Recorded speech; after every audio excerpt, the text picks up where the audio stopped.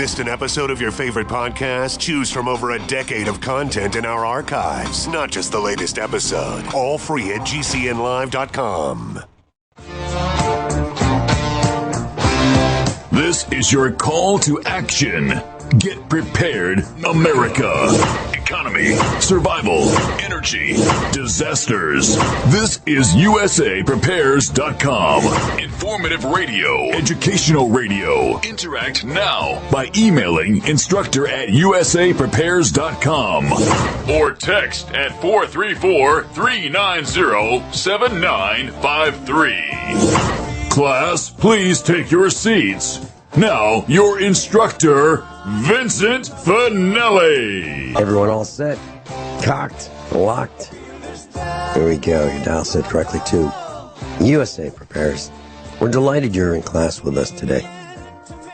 Nathan is engineering the broadcast in Minnesota. I'm Vincent Finelli. If you'd like to call us, we'll pay for the call. 866-582-9933. 866-582-9933. Rich Sheben's with us. 2 hours off-grid-montana.com. Welcome, Rich Scheben. Well, thank you, Vince Finelli. Always an honor to be on your show. How are you this morning? Well, I'm doing much better. I was diagnosed with pneumonia, and I'm on the mend.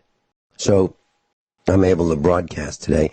You know, Rich, you and I want to do a very special broadcast, and I'm not able to do it today. I don't have the lung power to get into the full rant that I would be getting into. So maybe we can do it on Friday.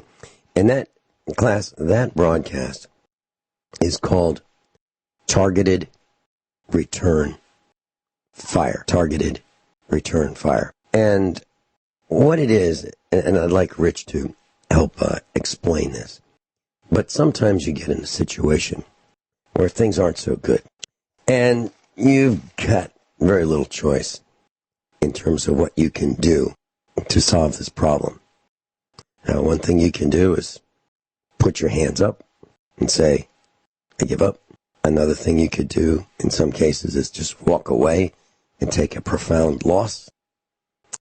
Another thing you could do is just pay. You know, so, for example, let's say you get an IRS letter in the mail. You open the envelope, and it says, we believe you're delinquent, and send us $8,432.16. And you look at that and you go, oh, gosh, we can't afford it, but I don't want to fight them, so let's just pay them. That's another example. It's just the examples go on and on and on. I'm talking about physical threats. I'm talking about financial threats. I'm talking about being threatened to do things you don't want to do, and being put in positions that you just don't want to be in. And what do you do? So we're calling this targeted return fire. Now, it's not where we come out and cause these problems. It's where we are put in positions that we didn't cause, and now we're in a mess. And what do you do about it?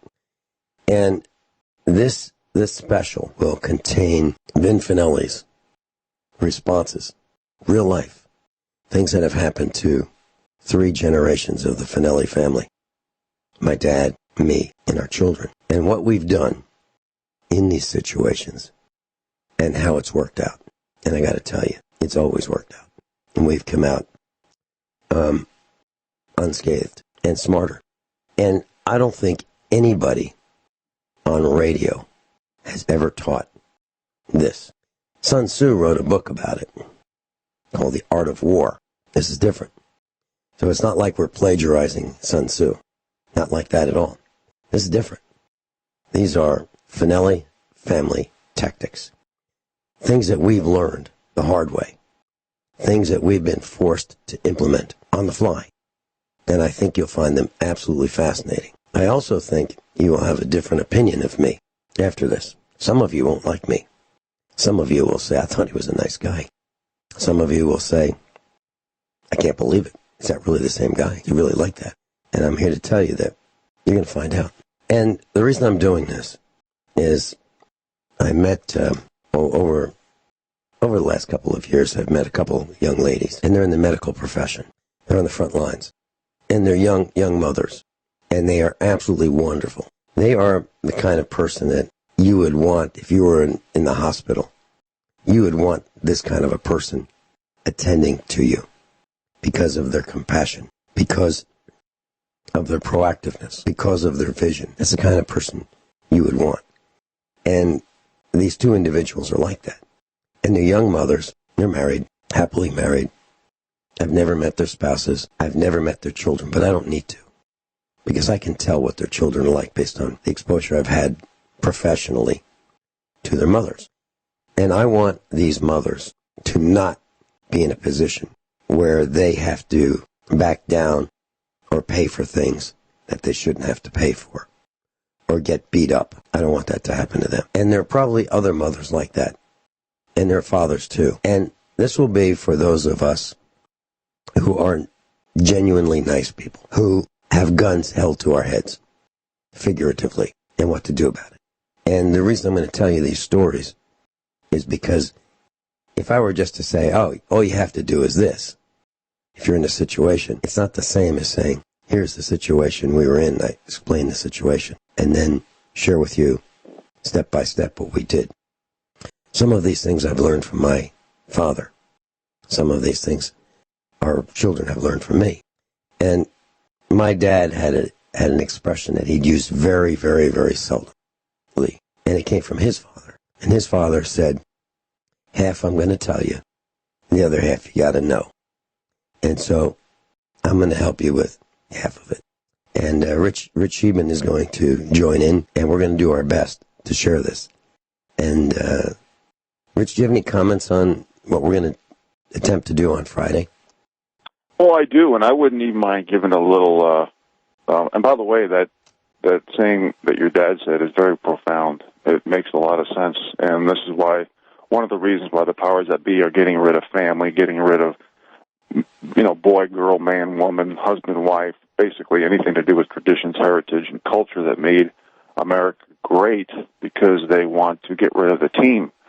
They want everybody to be an individual fighting against one another, creating chaos and infighting. So, how I label what we do, and we do this,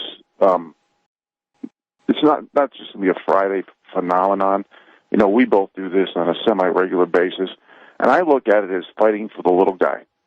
And if you don't mind, Vince, since we kind of went into that, I wouldn't mind giving a little rant/preview of things that we can talk about on Friday after this coming break.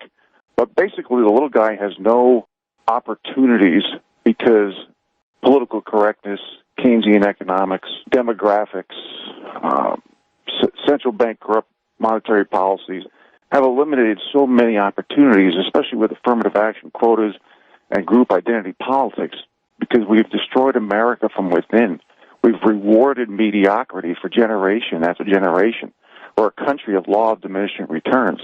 So the opportunity, the knowledge, ingenuity, productivity, and innovation for the bottom 93% is practically gone. And when the little guy speaks up, he or she gets demonized, discredited, and delegitimized. And what we need to do is talk about these things, not just to educate us ourselves, but to make us want to read more, research more, and share more information. Because too many people in America are hamsters on a treadmill running to nowhere. 69% of people don't even have $1,000 in savings. 78% of people live paycheck to paycheck. All these politically correct buzzwords that they throw at you, like equality, fairness, diversity, tolerance, prosperity, inclusiveness, accountability, it's all a bunch of crap. It's all made so we tattletale on one another on the bottom 93% and fight against each other based on race, gender, sex, religion, ideology, generation, et cetera, et cetera. And we allow the mainstream media to manufacture perception, pity, guilt, and ideology, when only 5 companies control all the information. Their job is to sway public opinion and hold on to the narratives. And we need ammunition as the bottom 93%. We have to start intellectual conversation and communication. We can't grunt. We can't chant. We can't hold up signs. We can't do violence. That's exactly what they want. Because think about all these liaisons like Black Lives Matter and Antifa and all these groups. They're funded by the George Soroses of the world, by the fascist system of the world. And Vince, if it's okay with you, I would like to go through a little presentation/rant after this next break, just to show people how the powers that be are eliminating our opportunities to control our own destiny. Vince? That sounds great to me. I'm looking forward to it. Class, if you noticed, my voice is a little shot today. It's because I'm recovering from pneumonia.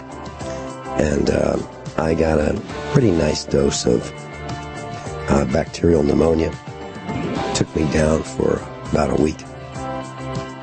I'm on the mend, and I've gotten some help from Dr. Nora Shealy, Dr. Sergey Sorin, and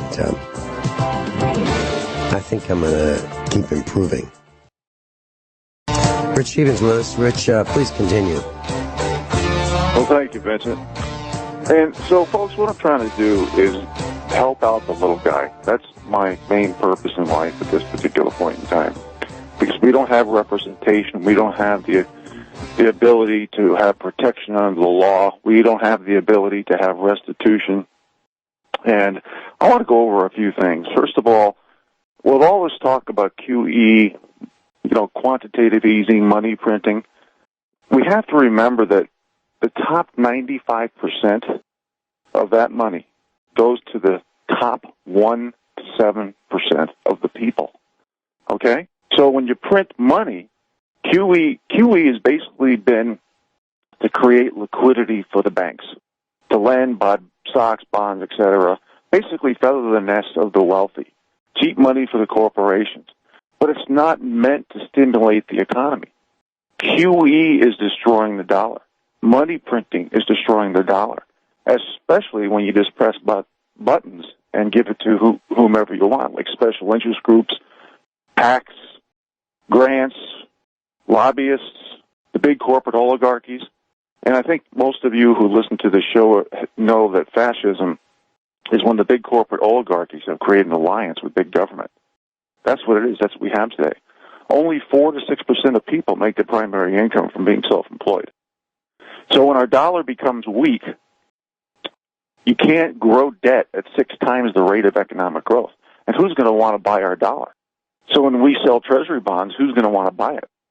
See, there's a big, big difference between the overall health of the economy and stock and equity markets. It's totally apples and oranges.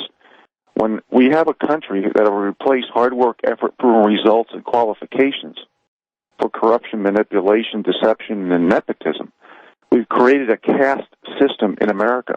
Not as obvious and deliberate as India, but we have a situation where we cannot control our own destiny anymore.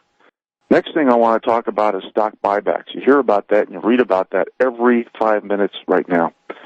Basically, the super wealthy and the too big to fails and too big to jails are getting low interest rate, almost free money. But it's still borrowing. So when they borrow, and they don't put money into R&D, into employees, into staff, into making the little guy's life better, into the R&D and the products and the services and everything that makes corporations better and bigger, guess what happens? There has to be more cost shifting. So these stock buybacks, again, are feathering the nest of the super wealthy because it makes the stock market go up artificially, and that's why terms like artificial and bubble is being used in almost every sentence today, to feather the nest of the elite. Now, when these big corporations get this money, some goes to stock buyback, some goes to pay dividends. Well, let's look at the big corporations. Who owns these stocks, especially preferred stocks? 1% of the people own 83% of the stocks. 10% of the people own 96% of the stocks. Does that sound like the average Joe owns these stocks? There might be a few stock owners, maybe a little bit, a few mutual funds, a few 401ks. But basically, when the elite print money and these big corporations, CEOs, CFOs, and and executives put the money into stock buybacks and paying dividends. Again, they're feathering their own nest for their own kind of the elite. Now, what's another? Where do some of this money go to? Also, besides stock buybacks and paying dividends, it goes to feathering the nest of executives through stock options. Because when the stocks artificially inflate from all this free money or very cheap money, which destroys the dollar and basically creates more inequality between the super wealthy and everybody else, basically the bottom 93%. But it's not done through legitimate business and consumerism and commerce. It's done by stealing money out of the pockets of the very wealthy. One hand, the elite, is on a rug, ready to pull it out from underneath us, and the other hand is in our pockets, pickpocketing the dollars. So when the stocks artificially go up, the executives, especially the CEOs and CFOs, they feather their own nest by cashing in their stock options. And then they do more mergers and acquisitions. What do mergers and acquisitions create? More firing and consolidation for robotics, automation, artificial intelligence. I'll go into more details after the break. Vince? Yeah, and you're not kidding. Consolidations, if your company says, hey, great news, we're going to consolidate, we're going to streamline, we're going to realign, get ready for your pink slip. It's probably coming. So the company's not doing well, and the boss says, all right, guys, no more pencils, no more paper, no more paper clips. Can't get that new mouse for the computer. You just have to work with that keyboard that sticks. That monitor's kind of got a broken corner. You just have to work around it. Then pretty soon they tell you that there's going to be a realignment. Then the next thing you know, they're going to have a reduction in force. And then have on Friday you learn that there are people who aren't coming back on Monday. And then the stock price goes up a little bit. Why? Because they've eliminated some of the cost of doing business. So the market says, this is great. This is great. You know, the company may be able to turn around. They got rid of some employees. They got rid of some cost. If you keep doing that, there aren't any employees. If you keep doing that, there aren't any customers. That's what we've done in America. And if you want to look and see how well it's worked, just look at Sears. Sears has trimmed and trimmed and trimmed and fired and fired and fired. And they even sold their own building, the Sears Tower. They sold it, and they still needed a place to operate out of, so they leased part of it back. They've sold their stores. I mean, how do you stay in business when you get rid of the outlets that sell the products that you're offering? How do you do that? People who work at Sears hate Sears. Sears used to be a company that if you decided that retail was something that you liked, it was a great place to be. I'm not saying retail's for everybody. But if you liked retail, Sears would take care of its employees, it would take care of its customers, and it would just keep doing better and better every year. Heck, they had the biggest catalog in the history of the world. You could buy everything from Sears. They got new management, and they're really stupid, and they decided that management would be compensated based on share price, stock price, rather than based on how well it took care of its customers. And so the management's job to satisfy their own personal greed was to do whatever they could do to increase the share price, which would increase the compensation that top management would get. And so they focused on share price rather than the customer, rather than having the best products at the best prices and taking care of the customer. Pretty soon the customers figured that out. They figured out that Sears was not a company that meant satisfaction guarantee to your money back. Pretty soon they actually took satisfaction guarantee to your money back off the entrances of their stores. It used to be a hallmark. You'd go into Sears, no matter what you bought, you knew with absolute certainty if it didn't work out for you, they would take it back and give you your money back. No matter what it was, whether it was a water softener, whether it was paint. You know, you put the paint on and it said it would cover X 400 square feet.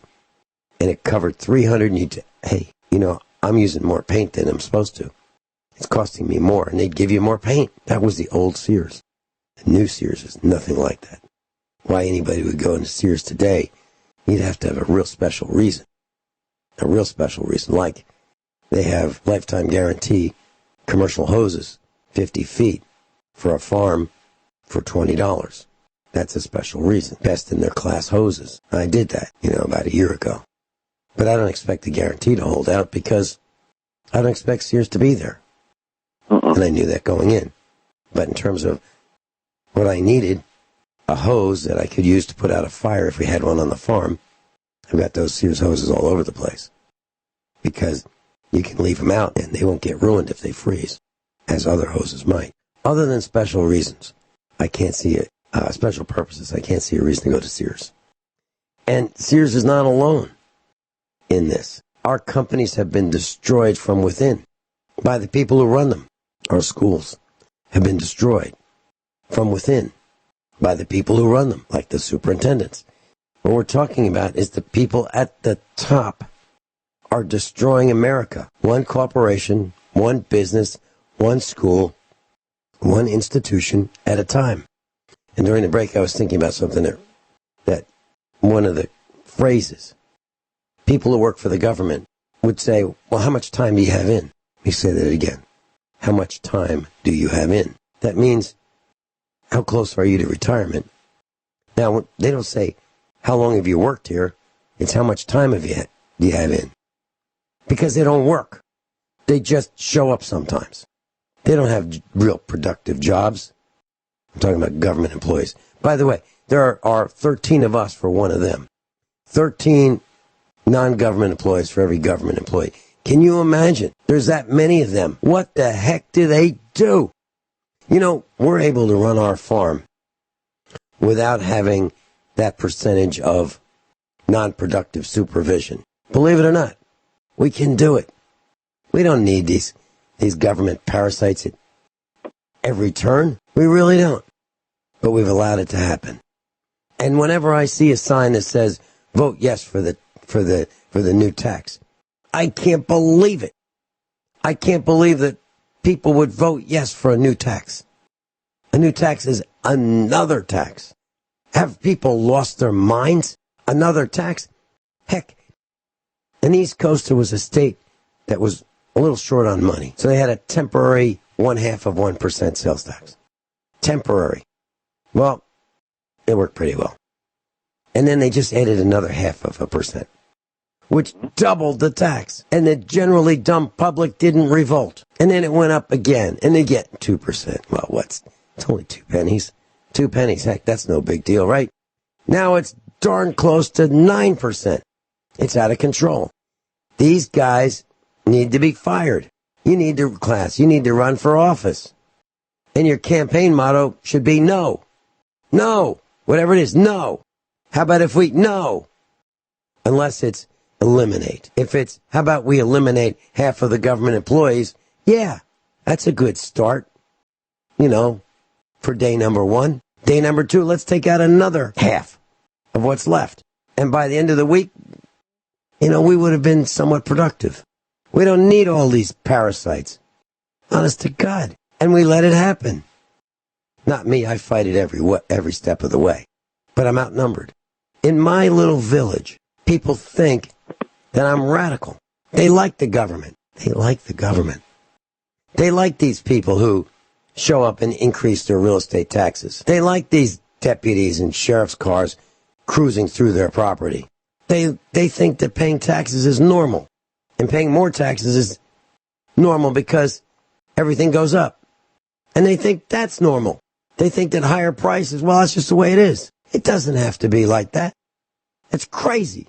I'm pretty angry, but I don't have the lung power right now to carry out the things I want to say. Rich?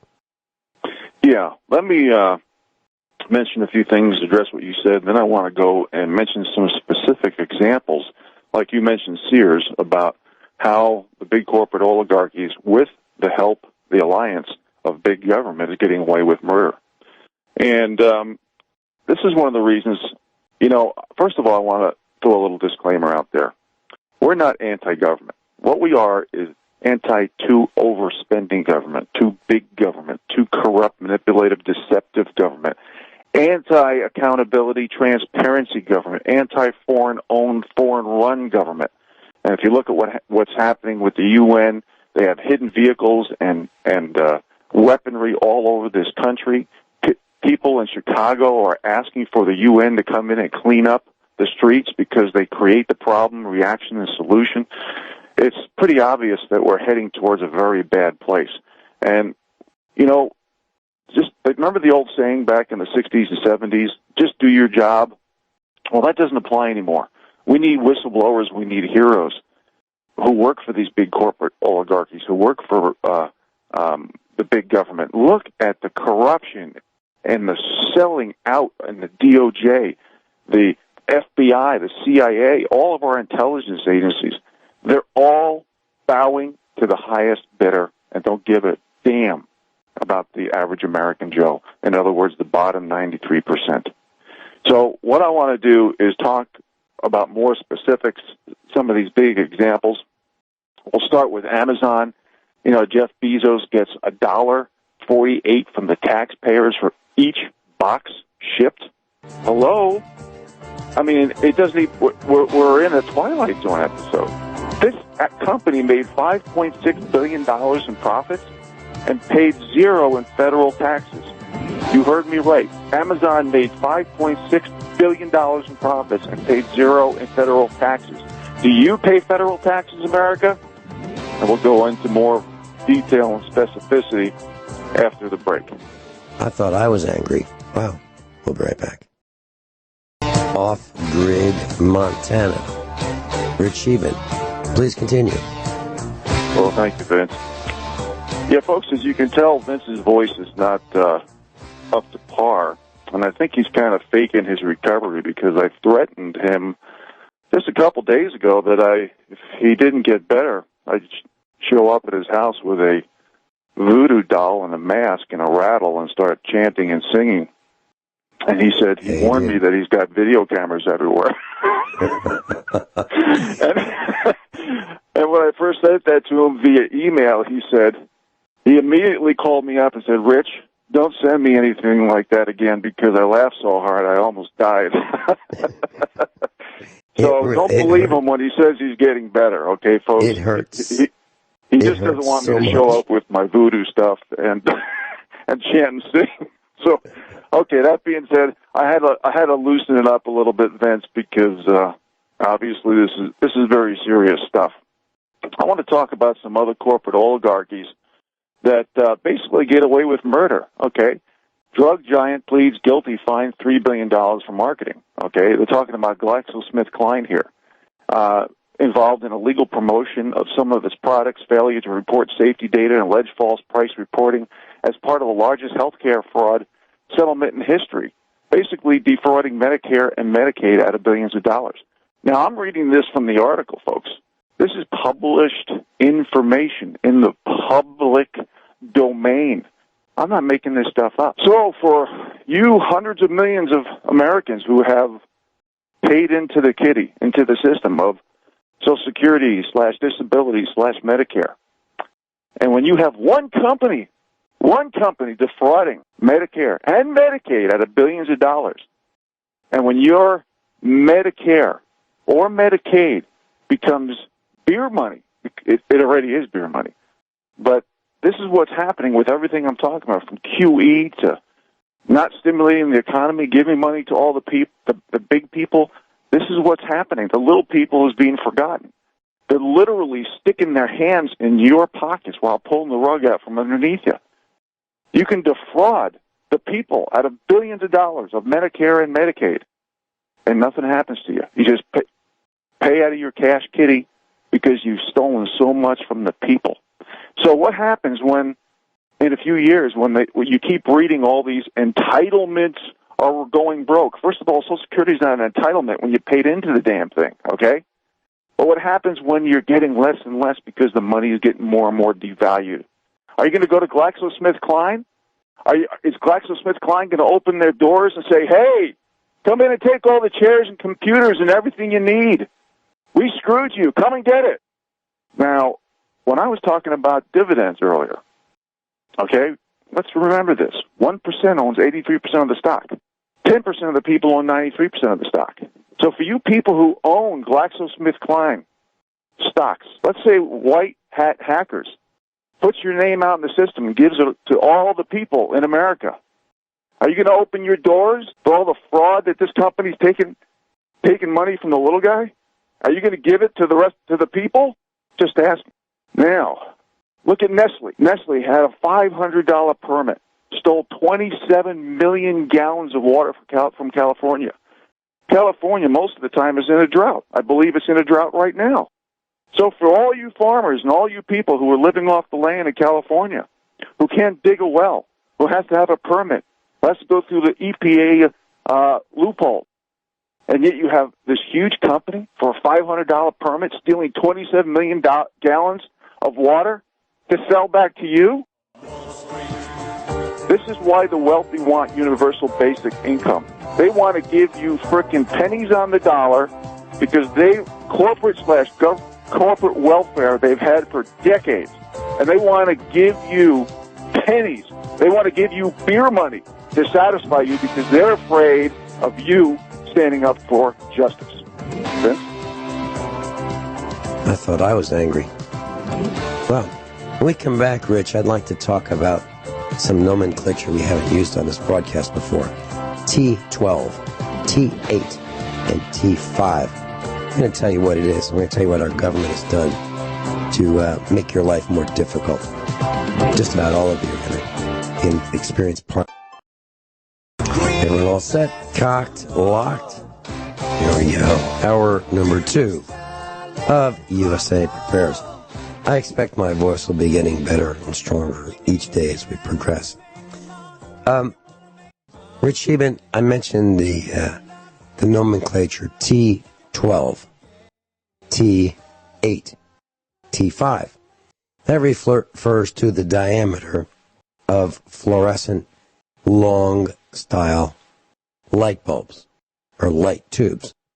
So if you were in a large department store and you looked at the ceiling maybe 15 years ago, you would see these everywhere. Walmart, didn't matter. They all use these long 8-foot fluorescent light tubes because they were extremely efficient and they lasted a long time. The nomenclature T12 stands for eighths of an inch. So T12 would be 12/8 of an inch in diameter, which is 1.5 inches. Well, the federal government decided that this was unacceptable. So in 2009, the Department of Energy, federal government, decided that T12 light bulbs would be phased out, and they would have to cease after July 14th, 2012. Now, there's some companies that manufactured a lot of them, namely Philips and Sylvania, and they were granted 2-year extensions to the phase-out. So our government is telling these companies, you will not manufacture these T12 fluorescent light bulbs, which were ubiquitous. They're everywhere after July 14th, 2012. Well, for some reason, some of them are still manufactured, and they're called the High Color Reference Index T12s. And but there aren't very many of them. The last case of new light bulbs that I bought them in Virginia, and I brought them with me to Missouri. It's a case of 15 of them. It was $28 for all 15. And that's in the box. It's a pretty substantial box because it's 8 feet long. And these are pretty fragile fluorescent glass tubes. So less than $2 a piece. It's kind of nice. Now, how long do they last? Well, at a minimum, about 18,000 hours. That's 5 years typically.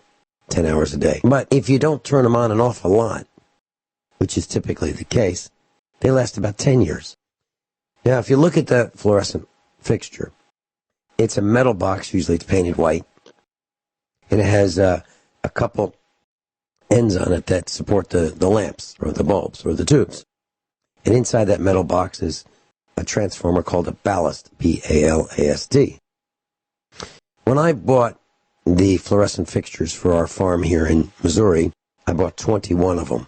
21. 7 of them are in our automotive shop, and they work really well. They produce a lot of light, and they're quite efficient. Well, they were about $28 to $29 each. Eventually, the ballasts burn out, the tubes burn out. So I thought, let me just see what's going on, because I see fewer and fewer of these 12-foot bulbs available for sale. Well, now the bulbs are about $8 a piece, if you can find them. $8 each. It used to be $2, less than $2. And the ballasts are about $40. So inside this metal box of the fluorescent fixture is a ballast. It's a pretty heavy transformer. It's rectangular. They do burn out. About $40 plus. If you buy one, if you can find one, $10 shipping. So, or $12 shipping. So it's about $52 for the ballast now. Well, the federal government made it really hard to get these fluorescent light bulbs. And there are no electronic ballasts that you can buy that are made in this country today. You can find them used, but you can't buy new ones manufactured, recent manufacture in this country. You might be able to get new old stock, but we're not making them anymore. Another thing that has happened to manufacturing. So the companies that used to make them don't make them anymore in this country. I'm livid because I've got 21 of these fixtures. Now, the government tells me that it's not so bad. I can just change the connectors on the end, or the holders that hold the lamps in place, and I can replace the T12s with T8s. So instead of being 1.5 inches in diameter, they're 1 inch in diameter. They use a little bit less electricity. It's kind of nice. And all I have to do is buy new bulbs. Well, new bulbs cost more than the T12s. And I have to buy new ends to hold them on, and I have to buy new ballasts, which really means I have to buy a new fixture. Because the only thing that's left after you change the lamp holders and the ballast is the empty metal box of the fixture. This is what our government's done to us. And it's worse than that. Yesterday I happened to be in Springfield, and we had the pickup truck. It has an 8-foot bed. It's a regular cab, just kind of like bench seat. Basic truck. 8-foot bed. Had a doctor's appointment. And we knew that there was a guy selling fluorescent light bulbs, used ones. Who do you know that buys used light bulbs? Besides me, right? Well, the reason I was buying them is because where else am I going to get them? Now, why was this guy selling the used ones? Because the landlord of his business decided to change out all of the T12 8-foot light bulbs and put in LEDs because they use less electricity. So this was a business that sold products. And I met the owner, and I really like him, a great guy. And we started talking about it. And I said, when I walked in here, I noticed the lighting's kind of different. I really didn't want to say strange. The color of the lighting was off to me. And if you looked up at the ceiling, you'd see all these little LEDs firing off and like little high-intensity spots where it used to be kind of a warmer glow with the fluorescent lighting. He said, yeah, you're right. It takes a while to get used to. Now, the problem with that is if a customer comes in for the first time, it doesn't feel so good. It's actually dimmer. It's less bright, less inviting, less conducive to buying things. Well, I was the only guy that wanted his light bulbs. Why would anybody want to buy light bulbs for lighting that is discontinued, no longer manufactured in this country anymore? Because I've got 21 fixtures. That's why. And to me, it's absolutely nuts to buy all new fixtures because some jerk in the government decides we're going to do away with T12 bulbs. And we're going to shut down that production across the entire country. It makes me furious. So now I got to go around scrounging to find fluorescent bulbs. Now, I could switch to LEDs, but I don't like raw LEDs without filters. Why? Because of the ultraviolet light. Why? Because they can damage your vision. So I told the owner of this company, I said, don't look up.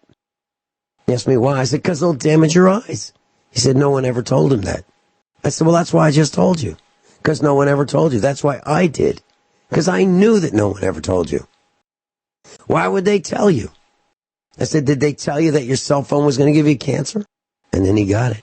And then he understood. Now, yeah, we're going to use less watts with LEDs. LEDs. They claim 50,000 hours. That's a heck of a lot better than 36,000 for fluorescent tubes. No question about it. No question about it. Darn near double. But when they say 50,000 hours, they say for the LEDs. not for the circuitry that drives the LEDs, because that doesn't last anywhere near 50,000. So when your LED light bulbs stop working, the manufacturer can say, well, yeah, that's right, but it's not the LEDs, because they still work. It's the other circuitry that's welded inside the plastic housing that you can't replace. That's actually what failed. But the LEDs are probably still good. But overall, you can't use them because the rest of the circuitry that makes the LEDs work has failed. That's where we are today. So we used to have a fixture that had a metal box, in it a ballast with, 6 wires. And you could replace it. You could replace it yourself with wire strippers, wire nuts, and a screwdriver. You could change your own bulbs. Not anymore. Now you just take out the old LED tube and throw it away. So, if somebody told me 15 years ago that the government would shut down the manufacturing of the most common fluorescent bulb technology ever, I would have been hard-pressed to believe it. How long have these things been operational? The T12s? About 80 years. 80 years. Now, are they energy wasters? Hardly. Hardly. They work really, really well. They work so well that they were everywhere. And now we've shut down just about all the manufacturing. We still make a few of these specialty bulbs, but they're really expensive. You know, the common ones like you'd see in garages, service centers, stores, industry. They don't make them anymore. And we don't make the ballast anymore either. And it's all in the pursuit of using less energy. Well, that's a great idea. The only problem is we don't make LEDs in this country. They're all made in China. So all those LED light bulbs come from China, whether they say Philips or Sylvania or whatever brand name happens to be on them that you might recognize as an American once upon a time brand. They're not made here. They're made in China. So you've been sold out by the light bulb companies. You've been sold out by your government. And so when I was at this business yesterday getting these light bulbs, the owner said, well, how many would you like? I'm sorry, one of his assistants said, how many would you like? And I said, all of them. And she was kind of surprised when I said I'd like all of them. And I said, well, just tell me how much they are. And she said, well, they're used. And I said, yes. And she said, I don't want to rip you off, so $20. I said, that'd be fine. So I bought 47 light bulbs for $20. And I don't think it's quite a lifetime supply because they're used. But what else am I going to do? Where else am I going to get them? Now, you can find them on the internet for $100 a box of 10. $100 a box of 10, plus $40 shipping. Seems kind of extreme since the box is so light. However, I understand the shipping costs because the box is 8 feet long. Actually, it's a little longer than 8 feet, maybe 8 feet 2 inches. We've lost our weight class. And I blame a lot of this on Hillary Clinton. She's the main ingredient in the killing of the incandescent light bulb. When I lived on the East Coast, I was growing up in a house in the countryside, and my parents saved and decided to build a new house. And that house, when we bought it, had light bulbs, in the closets. And in the front entry, the door that most of us would go in, there was a coat closet. And in the ceiling of that closet was a light bulb. And the switch was built into the door. So when you opened the door, the light switch was part of the door casing, and it would automatically turn the light on. So you didn't have to flip a switch. It was the coolest thing. Now, the reason I'm telling you this, there's only one of those in the house, and that was in this particular closet. That's so you could see in there. And the builder put a light bulb in there. That light bulb lasted the entire length of time that we lived in that house. That one light bulb. We never changed it. I would say it's over 20 years.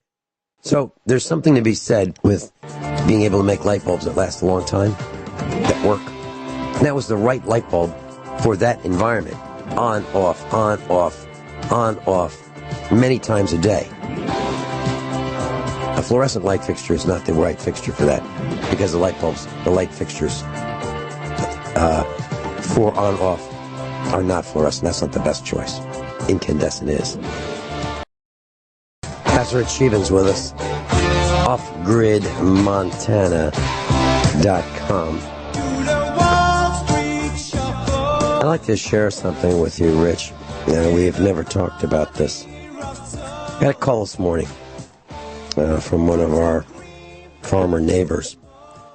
And evidently he was on the road, and he looked at his oil pressure gauge on the dashboard of his Chevrolet pickup truck. And he was quite alarmed because it was pegged at 80 pounds. Normally it's about 40 pounds. 40 pounds is the middle of the gauge.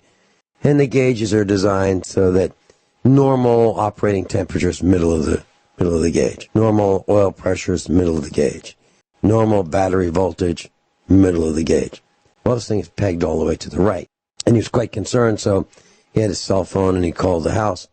And he wanted to know what to do. He wanted to come over. He was on the road and he wanted to come over right away and have us fix it. Well, I'm on the air right now. So I'm not really going to be able to help him until I get off the air. But here's what it's called an oil pressure sending unit. That's the old term that I know. Now it's called an oil pressure switch. That's this little screw-in pipe thread piece. It's about the size of maybe 6 quarters stacked one on top of the next on top of the next. It's small. It has one wire lead. And it just threads in. But you have to have a special socket to unscrew it and replace it. When I was selling auto parts back in the 1970s, these parts were common. And they were about $3. During the break, I looked it up. Went to AutoZone. AutoZone.com, looked up for his 2006 truck. $54.49. I can't believe it. I can't believe that a $3 part is now $54. However, let's say you've got one of these fail in your vehicle, and you bring it in to the dealer, and you say, well, geez, I'm really kind of worried about this. And they go, well, this could be bad. Let's check it out. How much do you think that repair is going to be for that, what used to be a $3 part? You're going to not have your vehicle for the day. The part is going to, it's $54 at AutoZone, so it's probably more expensive at General Motors or Chevrolet, plus the expert mechanic that's going to charge you, or the dealers can charge you for the expert mechanic labor. You're probably looking at $150 for what used to be a $3 part, which, Rich, is what I mentioned to you last night on the phone, why people buy new cars. Because they can't afford to have problems with their older cars, because they've got to go to work. They can't have their car laid up for a day because of some oil pressure sending switch that failed, or a fuel pump or a fuel filter. They just can't do it. So even a serpentine belt that drives the alternator and the fan and the air conditioning compressor and the power steering pump, they can't afford to be down with simple common maintenance items. They can't do it. And they don't know how to diagnose the problem. So they're stuck. They're stuck with replacing their vehicle. Unbelievable. It's like this darn fluorescent light bulb fixture problem. Well, all you have to do, heck, you don't have to worry about buying new bulbs. Just get a new fixture. Now what do you do with the old fixture? Throw it in the landfill. This is crazy. We've gone from a society that used to repair and replace and reuse and make do to a society that buys new crap, doesn't know how to manage it, doesn't know how to live with it, calls somebody to replace it, and what's left over goes in the landfill. And the new stuff comes from China. Now, who do you blame? It's easy. You blame corporate greed, and you blame the government, because that's squarely where the blame lies. Those are the people who've done it to us, not the bottom 93%. We'd love to have jobs. We'd love to be productive, but we can't, because they won't let us. Vince, may I throw in my 2 cents, please? Oh, please do. Okay.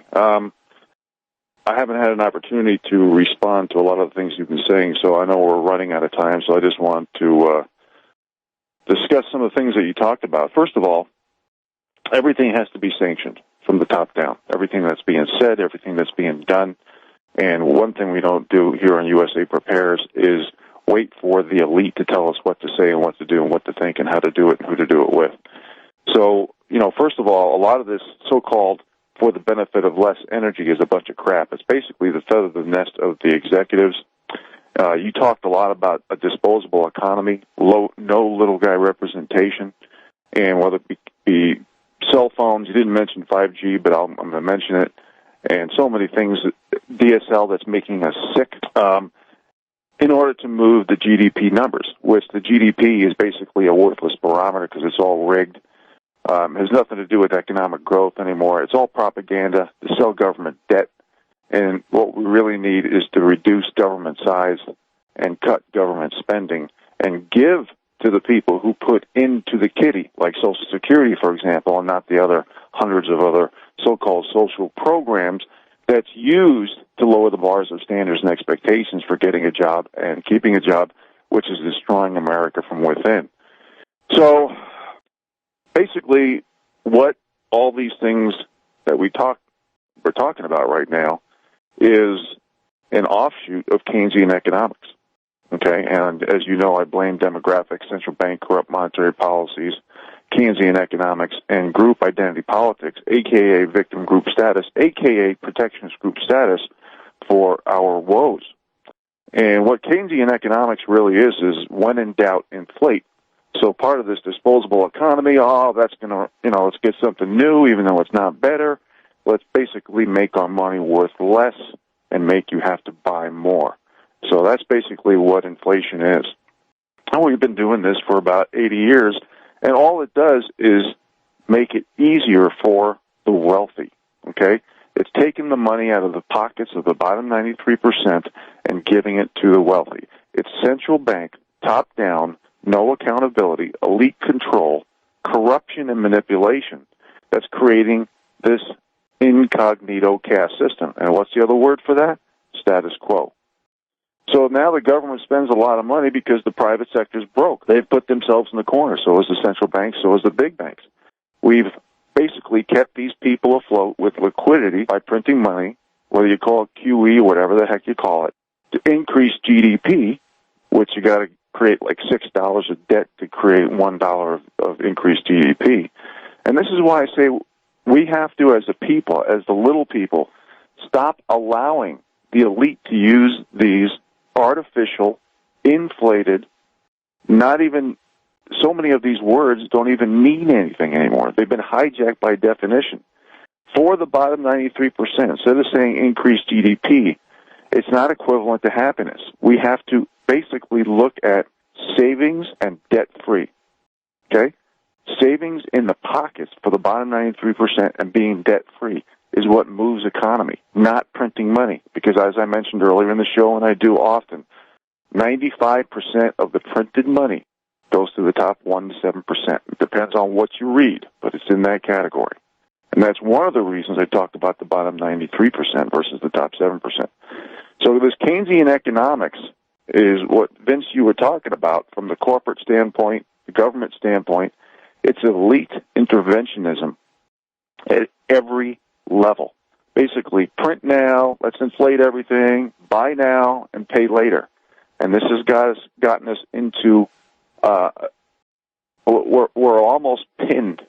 We almost have our backs to the floor. And this is why they're talking about giving all this, this so-called income, universal income. Basically, you're going to have to sign the dotted line, just like a lot of the so-called celebrities and athletes who get all this airtime with microphones. They signed on the dotted line in the back rooms to say, you got to promote the Democrat, you got to promote liberal, you got to promote progressivism. All it is, it's been hijacked by the globalists. I think a lot of people have woken up and can see this. It's basically eliminating, it's like closing the door on the people for the chance of prosperity. I've been in Montana 31 years. It's no secret I came here for outdoor adventure, for hunting and fishing, for living off the land, living off the grid, grow my own produce. I've always wanted to give tours on edible and medicinal plants. I try to help people around every corner. But I'm still going to stand for principle, and that is the same rules, laws, and accountability for everybody, truth. And if someone gets away with less consequences for their behavior because of their race, gender, sex, religion, ideology, everybody should do it, okay? And that's where practice what you preach laws comes into. But what we need to do is make sure that these people can't get away with murdering the bottom 93%. Because elite interventionism, Keynesian teachings, allows government to literally shift asset and liability columns. It allows for creative accounting and manipulation and deception. There's nothing real about these numbers. And this is why I talk Economic 101 all the time, America. It's not to be condescending to you, but we have to really use the rationale equally of financial, economic, social, and political reasons why we need to be more self-sufficient, why we need to stand up for the little people, why we need to have hard work, effort, proven results, and qualifications, and word of honor in commerce. I don't care what people do in the back rooms in their own homes. That's your business. But in commerce, you shake your hand, you have to base it on hard work, effort, proven results, qualifications, and word of honor. We don't have that anymore because the elite are taking that away because they're making us fight against one another. Vince? Hold that thought. We'll be right back. Gun show loophole coming up. Gun show loophole. There's no such thing. That's a term that the elite media uses to make you feel, make you believe that people who go to gun shows are getting away with something they shouldn't be getting away with. So, what is a gun show loophole? Well, let's say two people go, they don't know each other, and they go to a gun show. And one guy's got a rifle, and he doesn't need it anymore, doesn't want it anymore. Let's say it's a lever action, like a 30-30 deer rifle. And he decides that, it's been working really well for all the time that he's had it, but he'd rather have a bolt action with a stronger lockup. So he brings that lever action rifle to the gun show. He walks around with it. He's got a little sign on it that says for sale. And, he pays his admission. He pays his $10 to get into the gun show.